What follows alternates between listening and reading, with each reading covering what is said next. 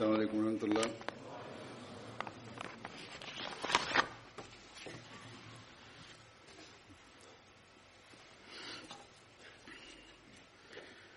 أشهد أن لا إله إلا الله وحده لا شريك له وأشهد أن محمدا عبده ورسوله أما بعد فأعوذ بالله من الشيطان الرجيم بسم الله الرحمن الرحيم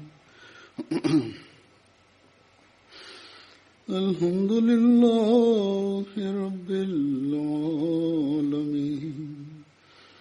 الرحمن الرحيم مالك يوم الدين إياك نعبد وإياك نستعين اهدنا الصراط المستقيم صراط الذين أنعمت عليهم غير المغضوب عليهم ولا الضالين. Bugun Allah Taalaning fazl marhamati bilan Galandiyadagi Ahmadiya jamoatining jalsa salonasi boshlanmoqda. Bir necha yillardan so'ng Allah Taala menga ham jalsada ishtirok etishga imkoniyat ato etmoqda. O'tgan bir necha yillardan beri Amir sahib jalsada ishtirok etishimni aytib yurgan. Ammo istagim bo'lishiga qaramay, jamoatning boshqa ishlari bois buni amalga oshira olmadim. Nima bo'lgandayam Alloh taolaning fazl marhamatidirki, u bugun menga bu jalsada ishtirok etish uchun imkoniyat ato etmoqda. O'tgan yillar mobaynida Galandiya jamoati soni albatta 3 dan 1 qismiga ortgan. Ularning ko'pchiligi Pokistondan hijrat qilib kelishgan. Hozir bu yerda yangi Ahmadiy bo'lganlar ham bor.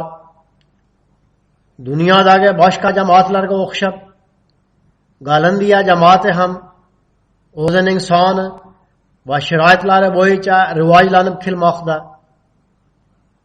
Adabiyotlar ham yaxshi nashr etilmoqda.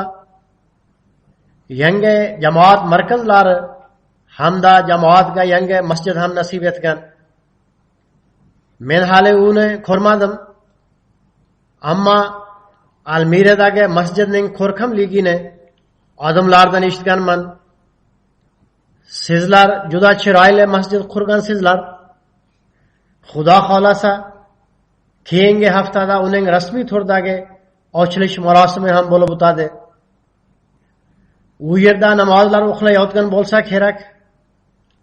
Ammo shu narsani esda saqlanglarki, sonning ortishi, targ'ibot markazlari va masjidlarni qurish ularning maqsad muddaolarini amalga oshirgandagina unumli bo'ladi.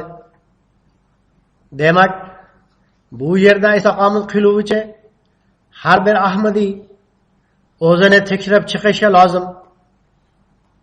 Har bir Ahmadiy biz Hazrat Masih Maud alayhissalatu vassalamga bayat qilib qanaqa maqsadlarni amalga oshirishimiz kerak deb o'zini ko'rib chiqishi kerak.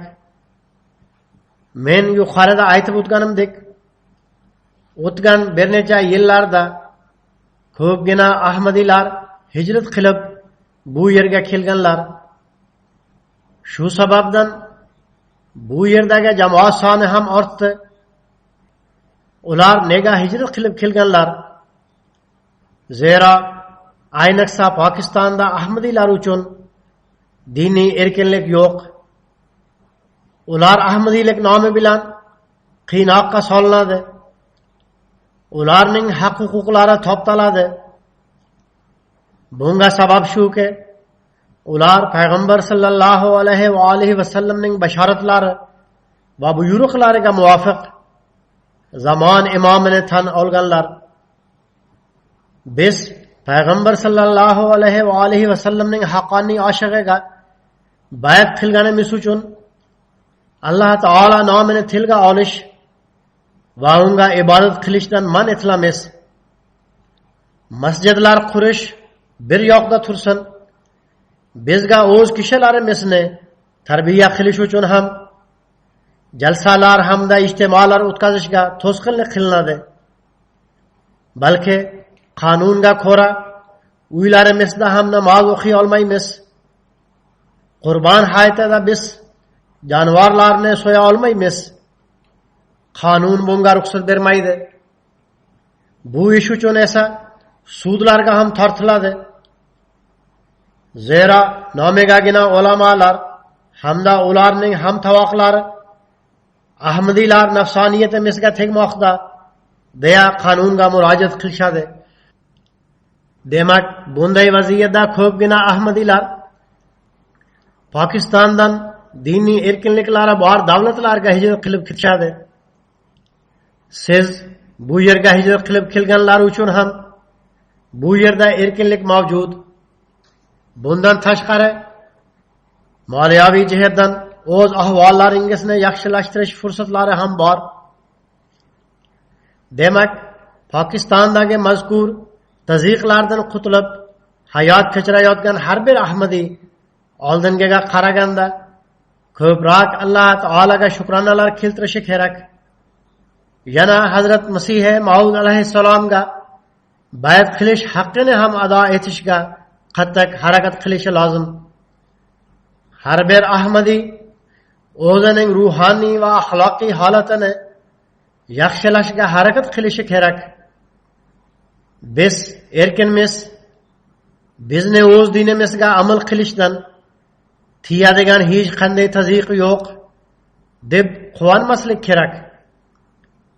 Agar amallarimiz Alloh taolaning ahkomlariga muvofiq bo'lmasa, agar biz o'zimizda oldingiga qaraganda ko'proq pokiza o'zgarishlarni yuzaga keltirishga urinmasak, agar Alloh taolo va uning payg'ambariga nisbatan muhabbat izhori oldingiga qaraganda ko'proq oshkor bo'lmayotgan bo'lsa, unda bu erkinlikning nima foydasi bor?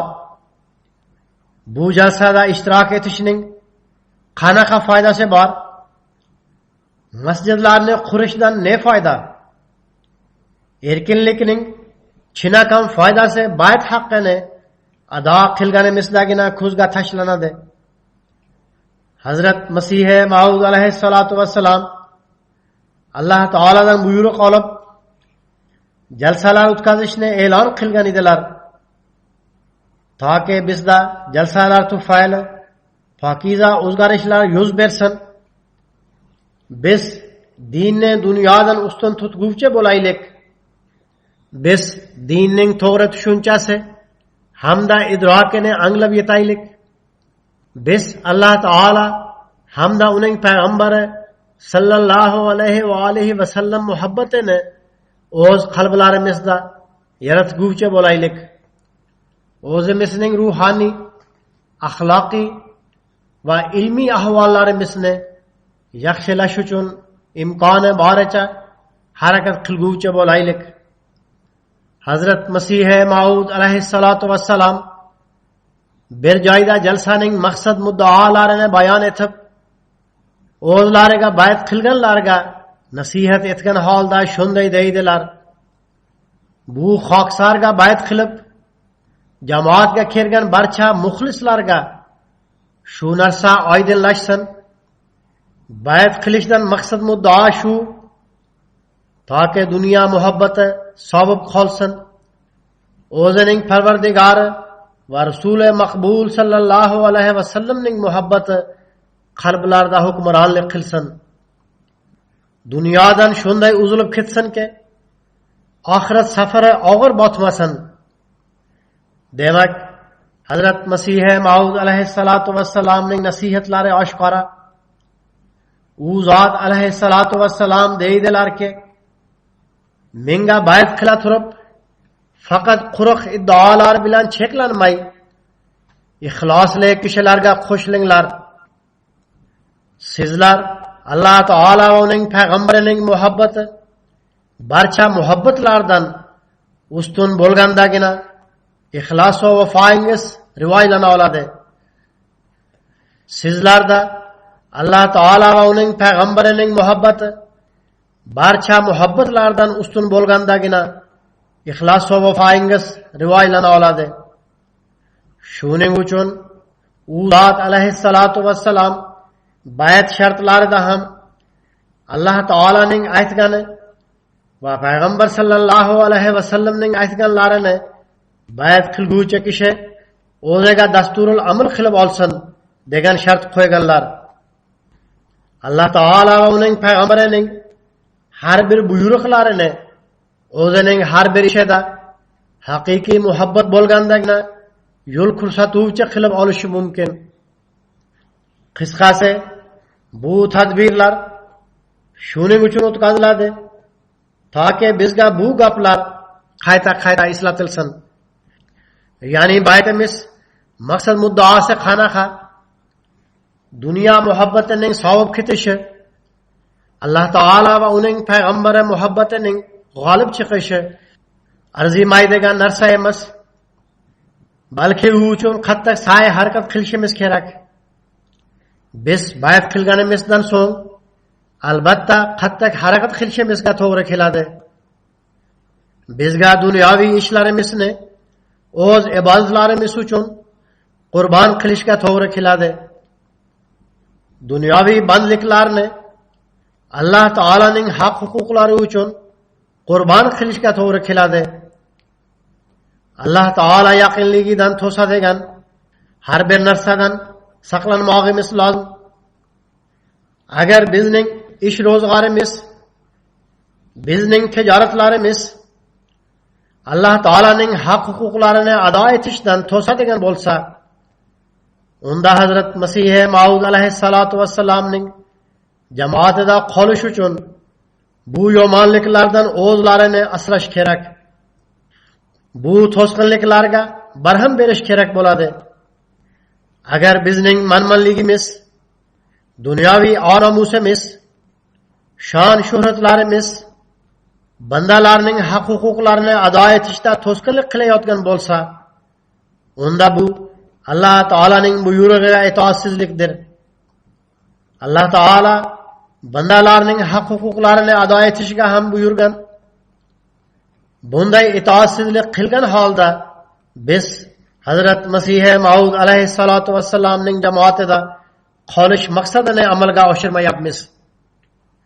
Bundan tashqari Hazrat Masih Maud alayhissalatu vassalam e'tiborimizni payg'ambar sallallohu alayhi vasallamni sevish tomon jalb etganlar. U zot alayhissalatu vassalam ochiq oydin shunday deydilar: Rasululloh sallallohu alayhi vasallamni sevish barcha insonlarni sevishga qaraganda ko'proq bo'lishi kerak. U barcha sevishlardan ustunlik qilishi zarur. Zero endi Alloh taolaga faqat Rasululloh sallallohu alayhi vasallam orqaligina yetish mumkin. U zot sallallohu alayhi va alihi vasallamning farmonlari hamda sunnatlariga amal qilgandagina Alloh taolaga yetish mumkin. Duolaringiz mustajob bo'lishi hamda xayrli oqibatning vositasi u zot sallallohu alayhi vasallamdirlar. Hazrat Masih Maud alayhissalatu vassalam deydilar: Qaranglar, Alloh taolo Qur'oni Karimda shunday deydi: Qul in kuntum tuhibbunalloha fattabi'uni yuhibbukumulloh. Ya'ni odamlarga aytib qo'ygin: Ey odamlar, agar sizlar Alloh taolani sevsangiz, unda menga ergashinglar. Shunda u zot, ya'ni Alloh taolo ham sizlarni sevadi. Alloh taolo sizlarni u zot sallallohu alayhi vasallamga ergashganlaringizda va sunnatlarga amal qilganlaringizda, farmonlarini amalga oshirganlaringizda sevadi. Hazrat Masihi Maud alayhissalatu vassalam yana deydilar: Alloh taolaning sevimlisi bo'lish uchun faqat Rasululloh sallallohu alayhi vasallamga ergashishgina bir yo'ldir. Bundan tashqari sizlarni Xudo bilan uchrashtiradigan hech bir yo'l yo'q. Insonning maqsad muddaosi faqat sherigi yo'q, yagona Xudoni izlash bo'lishi lozim. Ya'ni Alloh taolo muqobilasida hech kimni gavdalantirmaslik kerak. Shirk hamda bid'atdan saqlanish kerak. Rasm rusumlarga hamda hayo havasga bo'ysunmaslik kerak. U zot alayhissalatu vassalam davom etib deydilar: Qaranglar, men yana aytaman, Rasululloh sallallohu alayhi vasallamning haqqoniy yo'llaridan bo'lak inson hech ham muvaffaq bo'la olmaydi. Bizning faqat bitta payg'ambarimiz bor. Faqat bittagina Qur'oni Karim u payg'ambarga nozil bo'lgan. Biz unga bo'ysunib Alloh taolani topa olamiz. Esda tutinglar, Qur'oni Karim hamda Rasululloh sallallohu alayhi vasallamning farmonlariga bo'ysunish, sunnatdagi yo'l yo'riqlar, masalan namoz, ro'za va hokazolarsiz Alloh taolaning fazl marhamatlari va barakotlar eshigini ochadigan hech boshqa kalit yo'q. Bittagina yo'l ana shudir. Bundan boshqa yo'l yo'q. Demak, bu barakotlarga erishish uchun Rasululloh sallallohu alayhi vasallamni sevish natijasida u zot sallallohu alayhi vasallamning farmonlariga amal qilish ham shart. Agar bu narsalar bo'lmasa, unda Hazrat Masihi Maud alayhissalatu vassalam menga bayat qilish va sizlarning jalsalarda to'planishlaringiz befoydadir deya ochiq oydin aytib qo'yganlar. Hazrat Masihi Maud alayhissalatu vassalam deydilar: Men Alloh taolaning o'sha mahbubiga oshiqman. Agar sizlar mening baytimda qolmoqchi bo'lsangiz, albatta sizlar ham mening mahbubimni sevishlaringiz lozim. U zot alayhissalatu vassalam yana deydilar: O'zlaringizda uzilish holatini paydo qilinglar. Ya'ni dunyodagi o'yin-kulgi, yaltir-yultirdan sizlarni uzoqlashtiradigan holat bo'lsin. Sizlarning har bir amalingiz Alloh taolo va uning payg'ambari sallallohu alayhi vasallamning ahkomlariga tobe bo'lsin. Shubhasiz dunyo topish, dunyo ishlari hamda tijoratlar bilan shug'ullanish man etilmagan. Alloh taolo o'zi bunga buyurgan. Sahoba rizvanullohi alayhim bu ishlarni bajarar edilar. Katta tijoratlarni yuritar edilar. Millionlab mablag'larni, ishlarni, oldi-sotdilarni qilar edilar. Ular millionlab mablag'ga, mol davlatga ega edilar. Ammo Alloh taolo hamda uning payg'ambarining muhabbati ularda ustunlik qilar edi. Ular doimo biz Alloh taolaga ibodat qilish haqqini ado etishimiz kerak. Yana Rasululloh sallallohu alayhi vasallamning ahkomlariga amal qilishimiz kerak deya tashvishlanar edilar. Ular doimo biz mahbubimiz bizdan norozi bo'ladigan biron amalga yo'l qo'ymaylik deb xavotirlanar edilar. Shu kunlarda men xutbalarda sahobalarni zikr etmoqdaman. Ko'pgina sahobalarning misollarida ularning ibodatlari qanaqa edi? Ular qay darajada payg'ambar sallallohu alayhi va alihi vasallamga itoat etishlari, ular Rasululloh sallallohu alayhi va alihi vasallamni qanchalik sevishlari uchraydi. Demak, ular doimo mahbubimizni o'zimizdan norozilik qiladigan biron bir ishga yo'l qo'ymaylik deb tashvishlanib yurar edilar. Bizning yodimizda shu narsa bo'lib turishi kerakki, barcha dunyoviy bandliklarga qaramay biz Alloh taolo va uning payg'ambari muhabbatining kamayishga yo'l qo'ymasligimiz lozim. U uchun imkoni boricha Alloh taolo va uning payg'ambarining buyruqlariga amal qilishimiz kerak. Bu 3 kunda o'z ahvollarimizni yaxshilashtirish, jalsaning ruhoniy atrof muhitidan fayz baraka olish uchun va amaldagi holatlarimizni yaxshilashtirish uchun biz to'plandik.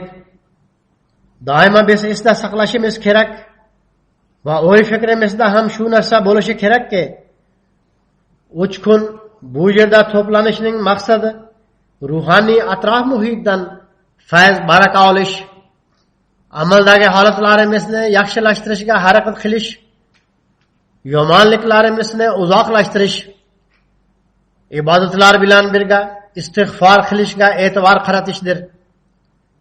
Agar bizning fikrimiz bunday bo'lmasa, jalsaga kelishimiz befoydadir.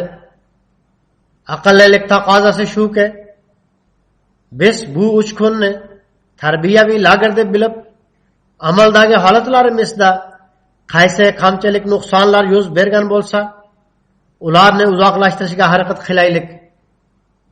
Hazrat Masih Maud alayhissalatu vassalam bir joyda jalsaning foydalarini bayon etib shunday deydilar: imkoni boricha barcha do'stlarimiz faqatgina Alloh taolani deb diniy gaplarni eshitish hamda duoda ishtirok etish uchun mazkur belgilangan sanada kelishlari kerak.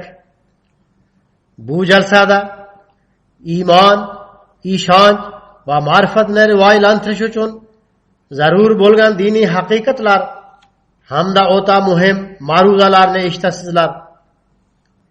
Demak, jalsaning maqsad muddaosi iymon va ishonchni rivojlantirish, ma'rifat bo'yicha olg'a qadam tashlashdir. Hazrat Masih Maud alayhissalatu vassalam yana bir joyda bu jalsa dunyoviy bayramlardek bayram emas deb marhamat qilganlar.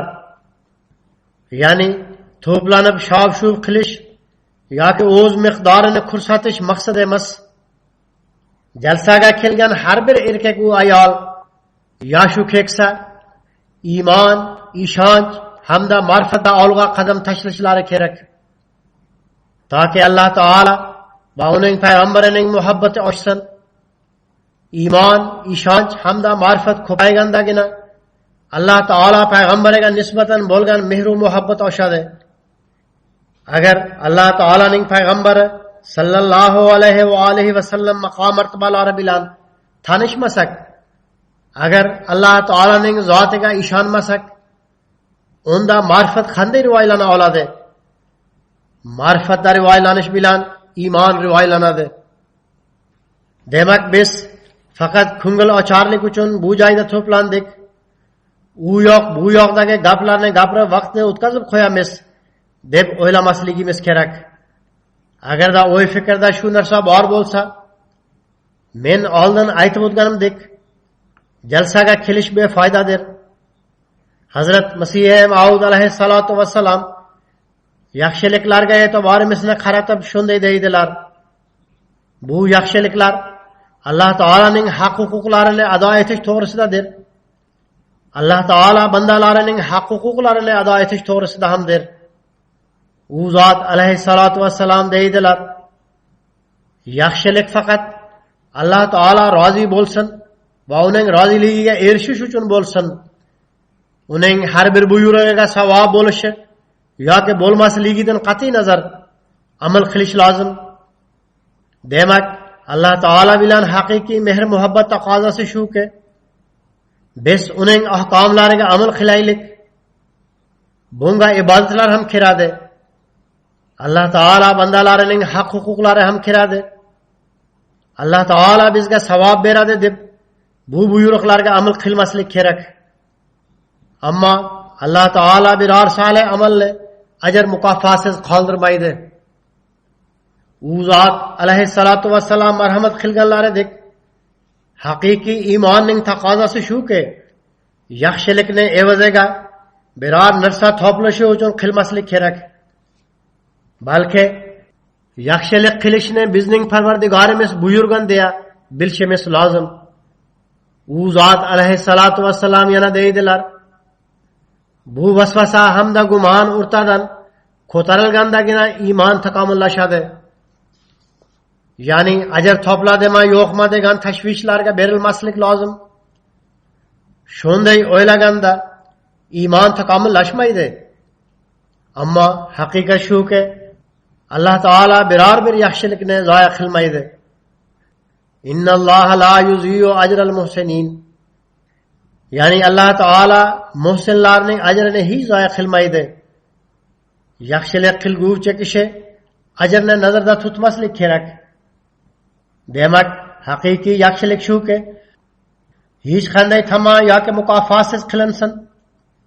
Ana shu tamoyilni nazarda tutib, biz odamlarga yaxshi muomala qilaylik. Bir-birimizning haq-huquqlarini ado etishga harakat qilaylik. Biz Alloh taolo bizni bir-birimizga yaxshi muomala qilishga buyurgan. Hamda payg'ambar sallallohu alayhi vasallamning sunnatlari ham shunday deb bu amalni qilaylik. Biz payg'ambar sallallohu alayhi vasallam bir-birimizning haq-huquqlarini ado etishga harakat qilinglar.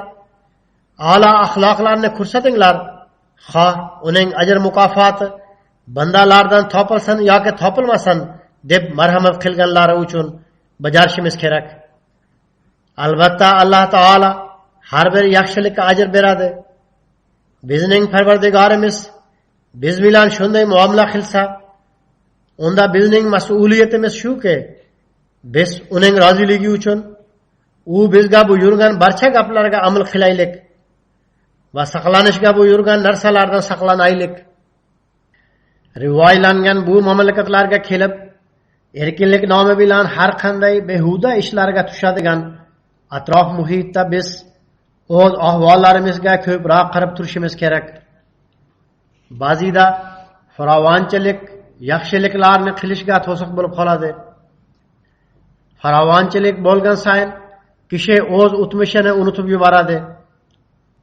Biz agar falon piston ishni qilmasak ziyonga duch kelamiz deb o'ylaymiz. Biroq Alloh taolo rizq berguvchi menman deydi. Demak, dunyo parast kishilarda shu narsa ko'zga tashlanadiki, ular menga qandaydir zarar yetmasin deb Alloh taolaning haq-huquqlarini ado etmaydi. Baxtiga qarshi bizdan ham ba'zi kishilar ularga qo'shilgan. Ular o'z ishlari uchun namozlarni qurbon qilib qo'yishadi. Bir tomonda ish, ikkinchi tomonda namoz bo'lsa, namozni ba'zida qo'shib o'qib olishadi, ba'zida umuman o'qimay qo'yishadi.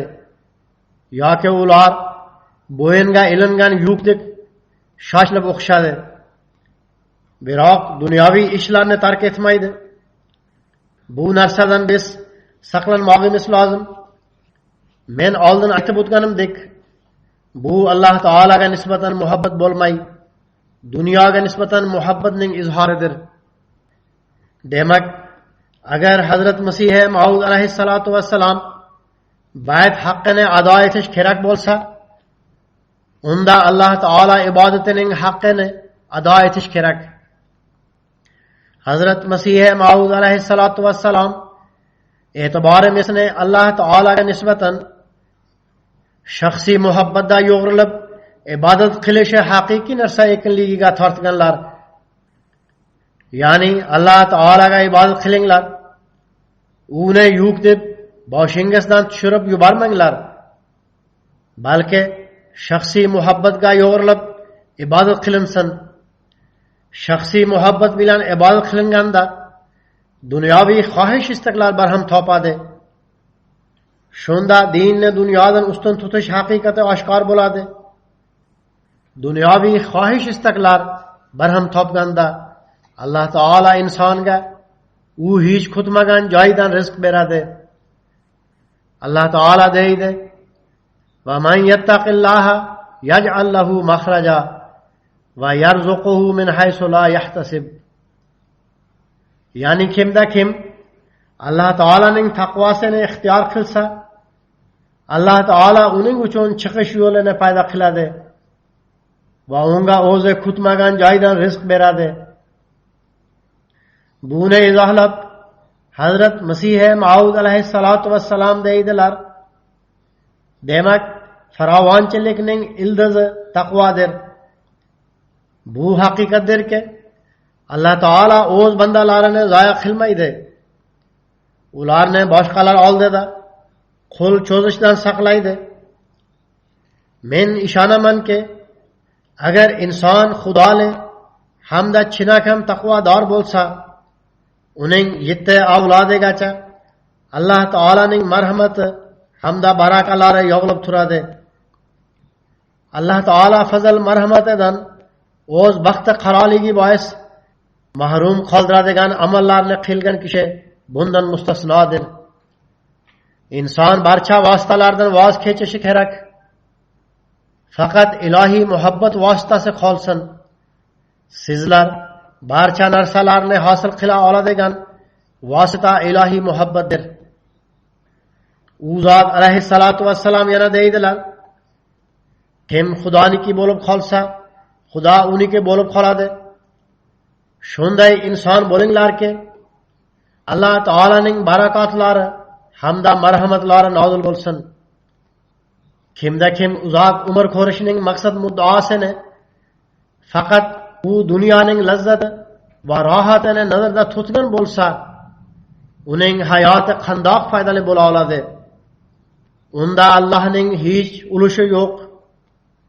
U o'z hayotining maqsadini faqat tansiq taomlarni tanovul qilish, to'yib uxlash, xotin va bola chaqa, chiroyli uy, ot boqish, yaxshi bog'lar yoki ekinzorlar bilan cheklab qo'yadi. Bunday kishi Alloh taolaning bandasi emas, o'z qornining bandasidir. U unga ibodat qiluvchi banda atala olmaydi.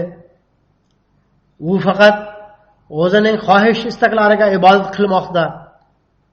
Uning maqsad muddaosi faqat shuki, mol mulkim bo'lsin, boyligim bo'lsin, uylarim bo'lsin, avtomobillarim bo'lsin. Ilgarigi davrlarda otlar boqilar edi. Shuning uchun Hazrat Masih Maud alayhissalatu vassalam otlarni misol qilib keltirganlar. Bugungi kunda avtomobillarni misol sifatida keltirsak bo'ladi. Faqat bu maqsad emas. Alloh taolo bergan ne'matlardan albatta foydalanish kerak. Ammo maqsad faqat ana shu bo'lmasin. Agar maqsad faqat ana shu bo'lib qolsa, unda u zot alayhissalatu vassalam deydilar: u kishi faqat o'sha narsalarning bandasidir. U ularga ibodat qilmoqda. Shunday kishi Alloh taolaning bandasi hamda unga ibodat qiluvchi deb atala olmaydi.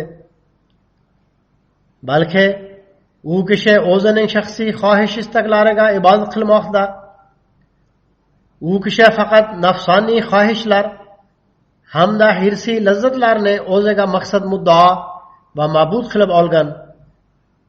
Uning xohish istaklari faqat ana shunday. Ammo Alloh taolo insonlar yaratilishining asosiy maqsad mohiyati ibodat deb atagan. Alloh taolo deydi: "Va ma xalaqtul jinna val insa illa liya'budun." Ya'ni men inson va jinlarni faqat o'zimga ibodat qilish uchun yaratganman. U zot alayhissalatu vassalam deydilar: Alloh taolo bu yerda inson yaratilishining asosiy maqsadi ilohiy ibodat deb aytgan. Maqsad faqat ilohiy ibodat bo'lishi kerak deb cheklab qo'ygan. U zot to'liq tizimni ana shu maqsad uchun yaratgan. Ammo xohish, istak va irodalar buning aksidir. Dunyoda hozir umuman buning aksi bo'lmoqda. Bu maqsad o'rniga irodalar boshqachadir. Har bir kishi dunyoga berilib ketgan, xohish istaklar ham o'zgarib ketgan. Alloh taolani hosil qilish o'rniga dunyoni hosil qilish istagi kuchayib ketgan. Demak, bu narsalar biz qanday qilib o'z hayotimizni hosil qilamiz? Faqat bu dunyo to'g'risida tashvishlanmaylik deya mulohaza yuritishga undaydigan bo'lishi kerak.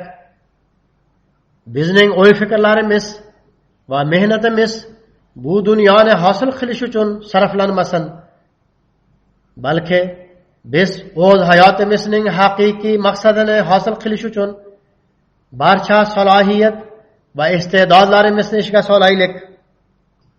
Bu davlatlarga kelib, biz Alloh taolaning fazl marhamatlarini tortishga harakat qila turib, uning ibodat haqqini ado qilguvchi bo'laylik.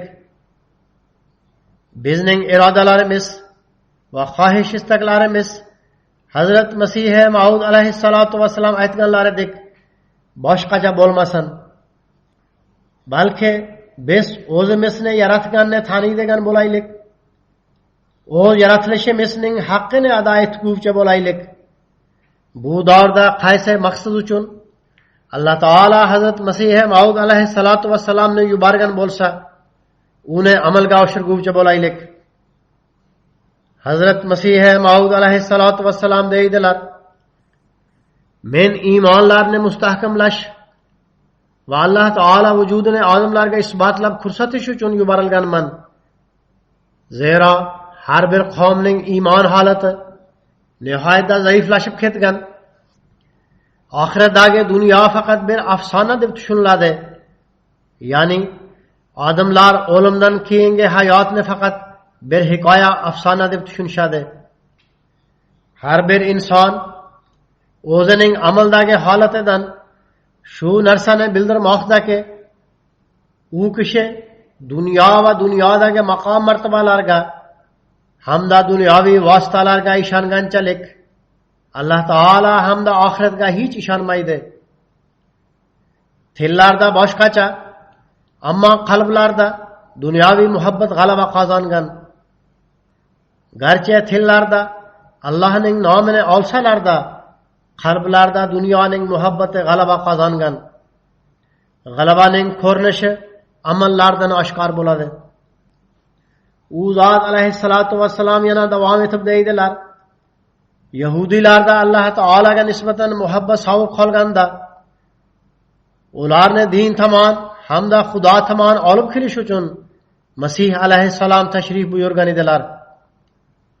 Hozir mening davrimda ham xuddi shu holat bor.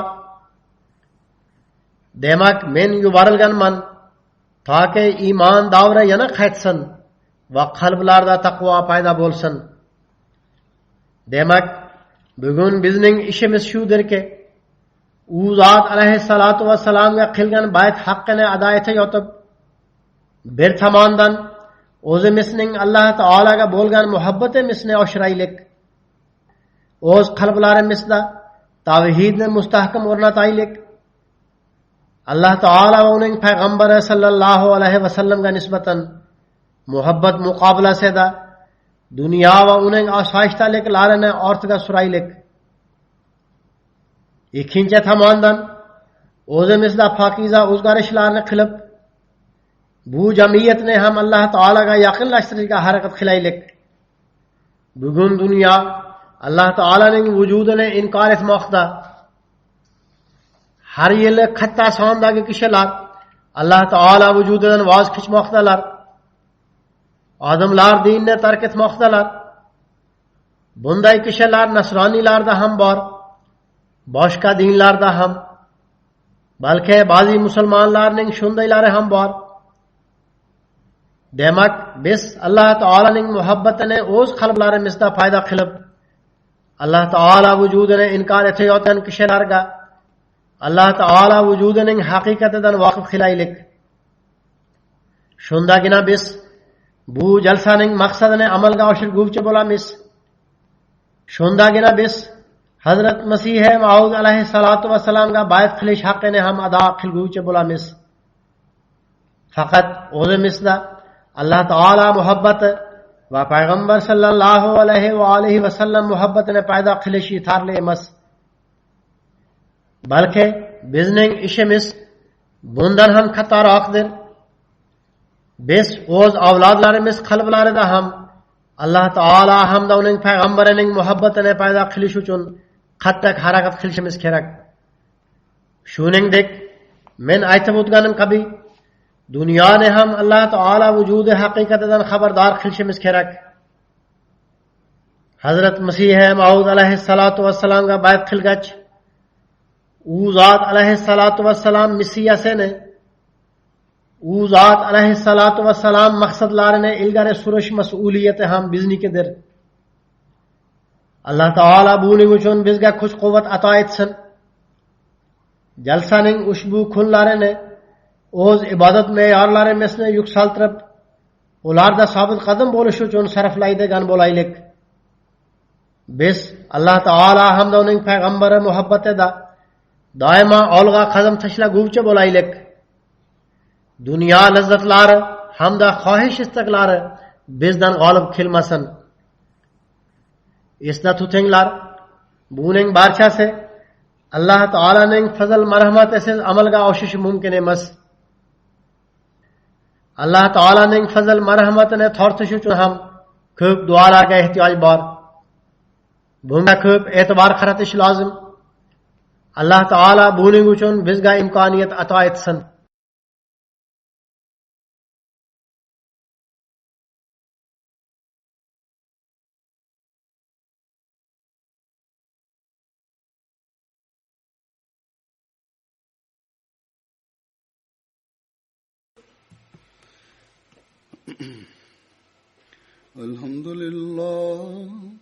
الحمد لله نحمده ونستعينه ونستغفره ونؤمن به ونتوكل عليه ونعوذ بالله من شرور أنفسنا ومن سيئات أعمالنا من يهده الله فلا مضل له ومن يضلل فلا هادي له ونشهد أن لا إله إلا الله ونشهد أن محمدا عبده ورسوله عباد الله رحمكم الله إن الله يأمر بالعدل والإحسان وإيتاء ذي القربى وينهى عن الفحشاء والمنكر والبغي يعظكم لعلكم تذكرون اذكروا الله يذكركم وادعوه يستجب لكم ولذكر الله أكبر